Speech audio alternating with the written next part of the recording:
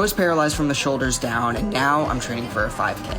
Let's back up a little. Chase Friedman from Los Angeles is preparing for a 5K, even though doctors told him he could be in a wheelchair for life.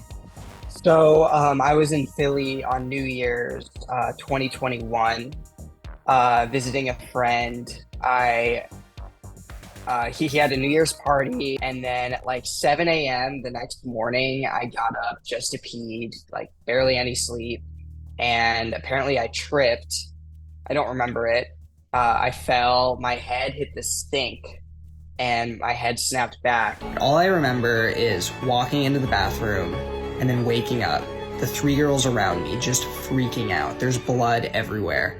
I don't know where I am. I don't know who they are. I was like super concussed. And eventually they did call an ambulance. And when they showed up, they asked the girls how long I'd been there. And they said 45 minutes, which means it had been at least 45 minutes. Chase received bad news at the hospital. It was really bad. I injured C4 to C7. And then after that, they say they're going to need to do spinal fusion on my neck. I remember when they wheeled me into surgery, I made eye contact with the anesthesiologist, and I was just thinking to myself, like, I hope you have no idea what you're doing. I hope I go to sleep, never wake up. But I did wake up. The doctors came in after, and they said, look, we don't know what's going to happen. You might stay like this. You might regain some movement back. If that's going to happen, you have to do 2 things. You have to work as hard as you can in rehab, and you need to do everything you can to stay positive.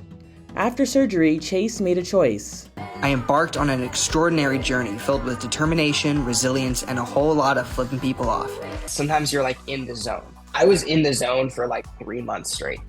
I was just happy. I was just busting my butt, like in rehab.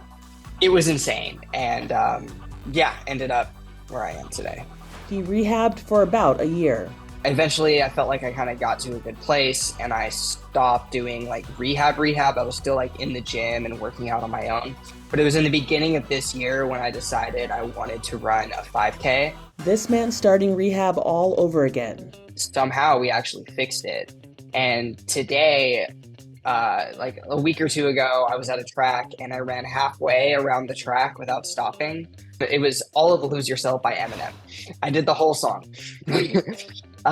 So it's really looking like it's going to be a possibility. And I'm hoping to do it maybe by the end of the year or in January. Throughout his recovery, Chase has had a smile on his face and a great sense of humor about his injuries. What up? Not me, because my legs don't work. What are you up to this weekend? Just smile through the pain. I don't know. I told you, they told me to be positive, so I was looking at the bright side at all times. I was watching comedies. I was joking with the nurses. I just had to be happy. I was so grateful to be alive. I mean, the doctors told me if it had affected my neck like a centimeter higher, I'd be dead. So I don't know how I don't know how I did it, but I did it.